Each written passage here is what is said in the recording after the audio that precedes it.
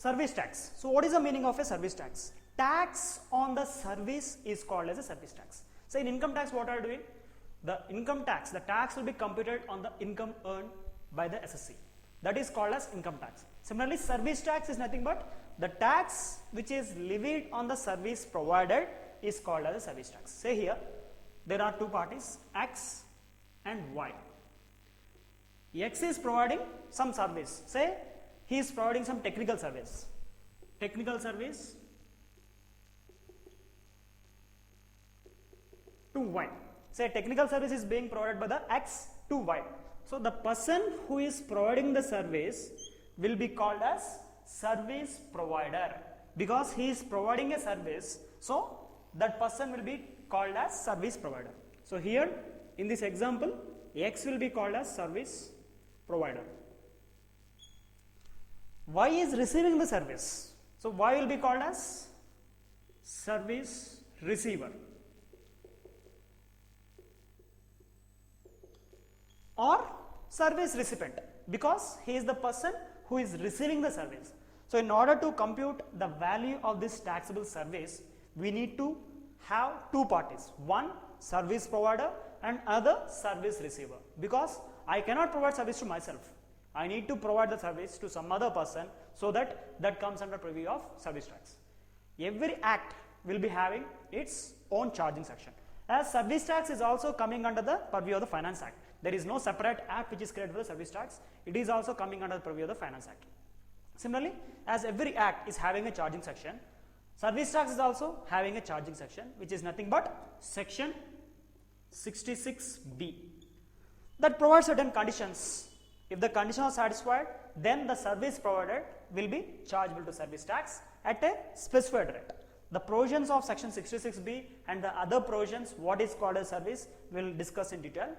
So we will start with the first section of the service tax, which is section 66B, which is called as charging section. As per section 66B,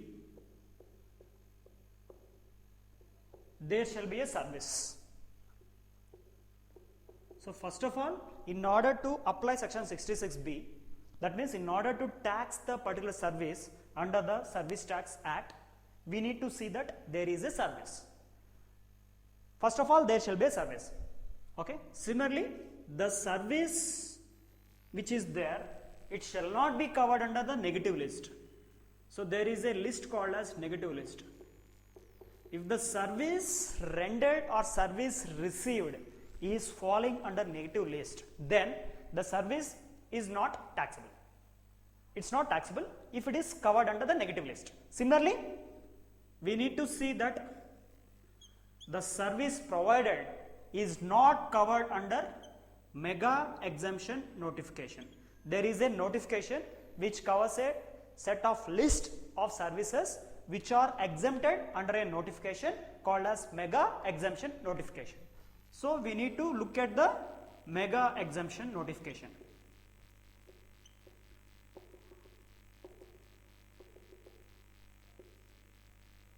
So first of all, I shall see that whether that is a service. There is a, if that service shall be called as a declared service. First of all, there shall be a service. That service is called as a declared service. We will see there are 9 activities which are called as a declared service. If any service provider is providing a service which is called as a declared service and which is not covered under negative list, and the service which is provided by the service provider is not covered under mega exemption notification, then I will apply section 66B. Similarly, apart from this, there are other conditions which are required to be satisfied. And service is provided in a taxable territory. Taxable territory.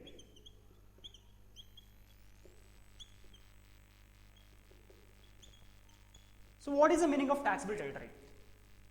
As service tax is applicable for the whole India other than Jammu and Kashmir. That means service tax is not applicable for Jammu Kashmir. If any person, service receiver, is in Jammu Kashmir, that means I am providing a service to a person who is not in a taxable territory, then the service provided is out of purview of section 66B, because section 66B is specifying that the service provided must be within the taxable territory. That means the person who is receiving the service must be in the taxable territory. Okay, person who is receiving, service receiver must be in the taxable territory. And also service tax is applicable only for the India. If the service receiver is in overseas, is not in India, he is abroad, and Indian company is providing a service to person who is located abroad, then the service receiver is also not in a taxable territory, and the service which is provided is out of the purview of section 66B. And apart from this, there shall be a service receiver. That means I cannot provide service to myself. I need to provide service to some other person. That means some other person has to accept, has to receive my service. If all these conditions are satisfied, then the service provided will be chargeable to tax at the rate 12%. 12% is the rate of service tax, and on this higher education cess and secondary higher education cess will be levied. So total service tax will become 12.36% is the service tax, which is inclusive of cess. So to summarize again, I will repeat this all the provisions of section 66B again. So first of all, there shall be a service. That service shall be called as a declared service. There are 9 activities which are called as a declared service, that we will discuss in detail what are those services which are be calling as a declared service. Similarly, there shall be a service which is called as a declared service, and the service provided is not covered under negative list, because all the services which are covered under negative list are not chargeable to service tax. Similarly, the service which is provided is also not covered under mega exemption notification. There is a notification which specifies certain type of services which are provided or exempted under a notification which is called as mega exemption notification, and the service provided is in a taxable territory. We are having a place of provision of rules from rule 3 to rule 14. We will discuss all the rules of place of provision of service in detail. If this condition is satisfied, then 12% will be the rate of service tax. Inclusive of cess, it will become 12.36. We will see this with an example, so that we will have a clear detail of what is a taxable territory, when to apply this, and everything. You can have a clear picture of when we are trying to look with an example.